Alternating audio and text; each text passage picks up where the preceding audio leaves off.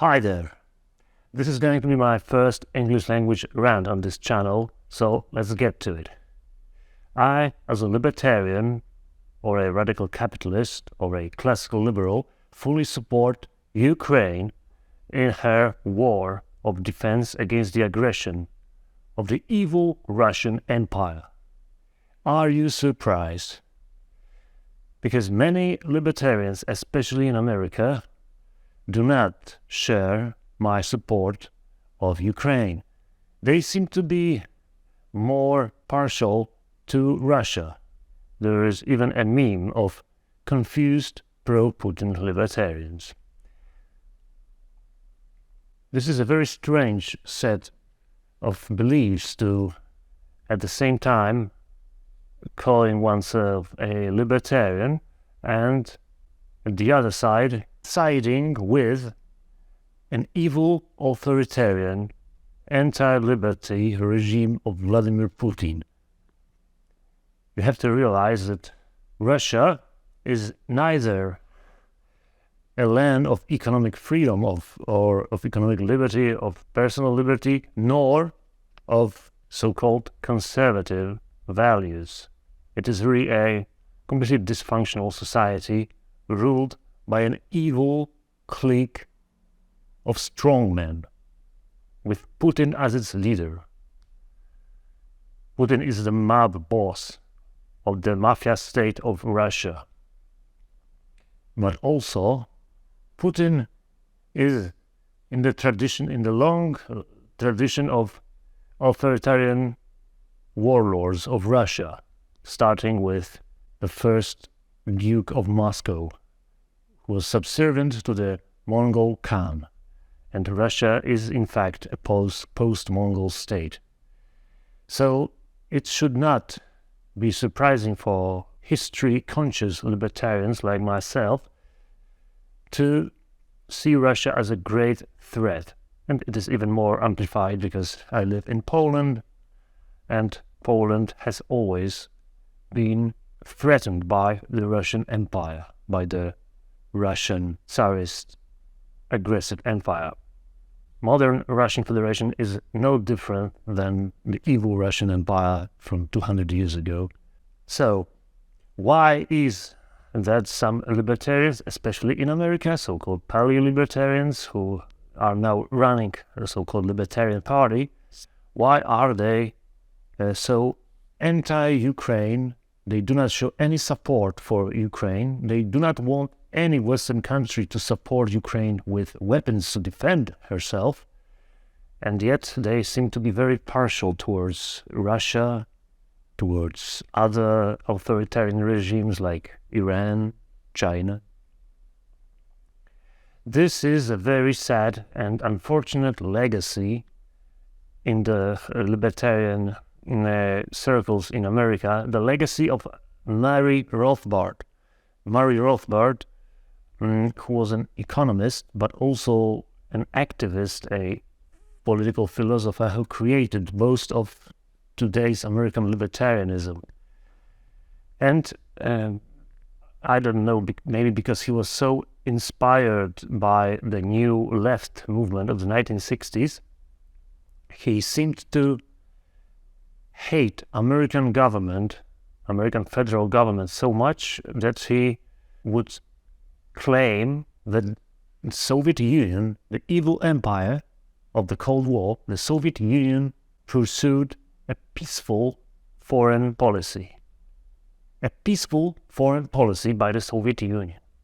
I, as a Pole who knows history, could not, under any circumstances, subscribe to that view. It's completely beyond me. But this is what Rothbard believed. He, for instance, believed that America, the United States, is the aggressor in the world, the main aggressive force in the world, that America simply attacks other countries at will or somehow destabilizes them, but he was completely blind to the same, or rather to the aggressive and destabilization effort of the Soviet Union. The Soviet Union's interventions in Czechoslovakia, in Hungary, in 1956, in Czechoslovakia in 1968, Rothbard was completely blind to this. He did not see, he simply ignored the vast network of spies and agents Soviet Union used to destabilize countries all over the world, supporting communism in Cuba, then supporting socialist takeover in Chile in 1970s, supporting terrorist groups in Europe like the Red Brigades, the Red Army faction in Germany, the Red Brigades in Italy, and so on and so forth. Soviet Union also supported ETA in the Basque Country and IRA in Ireland. Those were all leftist terrorist groups, revolutionary groups, whose purpose was to basically destabilize Western democracies. And this is what Soviet Union financed and supported. American libertarians, with Rothbard at the helm, completely ignored that and only focused on how bad the America is. Of course, there was a rationale behind this. They said that American government is the only government which taxes us, over-regulates us, inflates our currency, makes us more poor, and so on. So there was a rationale behind this, that it is only the American government influences the lives of American citizens, not some other governments over the seas. And indeed, and this could be said, that it was correct, but to somehow equivocate the things that American government did and does with the atrocities Soviet government did to its own people, Chinese government does still to this day to its own people, Iranian government does to its own people, is completely beyond me. This is a fallacy, moral fallacy that libertarians, especially American libertarians, engage in. So American government doesn't put people in labor camps, doesn't perform genocide against a minority like the Chinese government does against the Uyghurs or Uyghurs. American government doesn't attack another country in order to annex it in its borders like the Russia did with Ukraine now.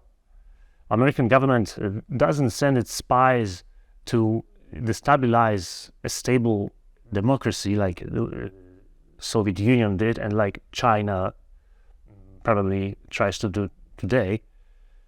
So there are many things wrong with American government or any other Western government today, but definitely to put on equal moral terms American or other Western government with Russia, China, Iran, Saudi Arabia, or other authoritarian dictatorship, it is exactly the moral evil libertarians engage in, and this cannot be tolerated, especially now after the 24th of February 2022. We really need to change our outlook, how we perceive Western countries and how we perceive the rest of the world, which, as it seems, is running away from liberty. Of course, Western countries are also running away from liberty, but at a different pace, and they still can be saved. And we should really focus on it and support Ukraine, which is a country which aspires to join the West, the European Union, but Russian Empire, Putin, did not want Ukraine to move towards the West. That's why he attacked Ukraine, to make it impossible for sovereign people, Ukrainians, to decide their own fate. And this is the crux of the matter, which American libertarians and some other groups completely do not see. Ukraine is a sovereign country with sovereign people, and they do not belong to some Russian sphere of influence. They decide for themselves, and in 2013, they decided they want to join European Union, and their president back then, Viktor Yanukovych, reneged on that promise. He promised them that he will guide them towards European Union, but Putin simply bribed him or somehow persuaded him not to pursue this road. And that's why the second Maidan happened in Ukraine in 2013, 2014. The sovereign people of Ukraine abolished that president, banished him, and changed the course of Ukrainian politics.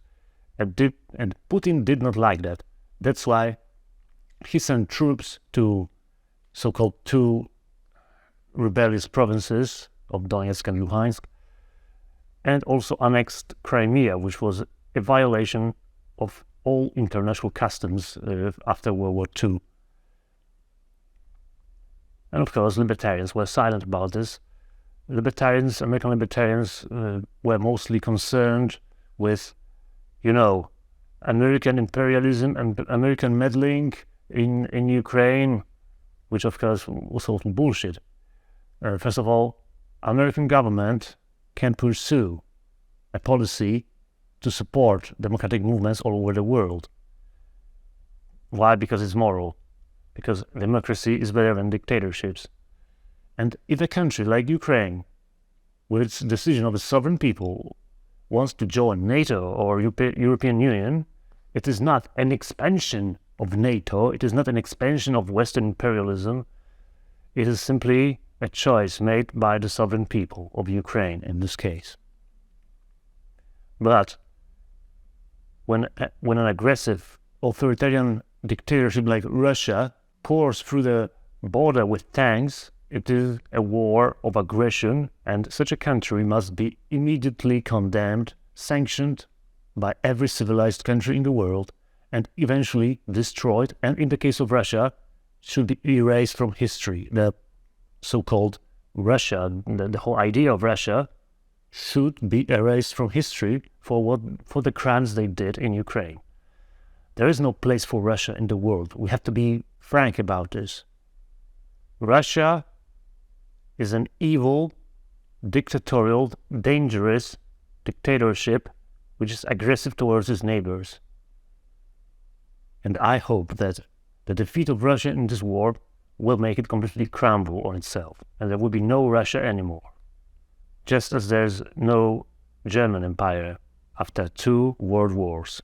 Germany, as an idea, as a German Empire, was dealt with, and there is no longer a military threat from Germany in the world. And the same should be done with Russia. Is this warmongering? Of course not. It is a road to peace. And unfortunately, many American libertarians, most American libertarians and some libertarians, even here in Poland, they really believe the shit Ron Paul says, for example, that sending weapons to Ukraine only prolongs war. It does not make peace viable. It is not a road to peace, supposedly. So, in the eyes of American libertarians and other shitheads like that, Ukraine should surrender all the provinces Russia would like to annex today, and basically in the following years should just lie down on its back and let Russia do anything it wants. Libertarians are really crazy. No sovereign nation accepts such a pacifistic, crazy, suicidal stance against the evil empire of Russia.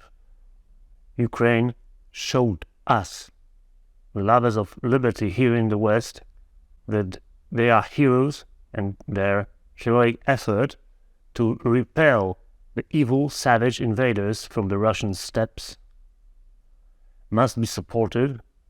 It doesn't mean that we have to go to Ukraine and die for it, but we should support Ukraine with weapons, with all the materials, but even with some spiritual support would be nice. But libertarians, American libertarians, even cannot simply say some supportive things about Ukraine.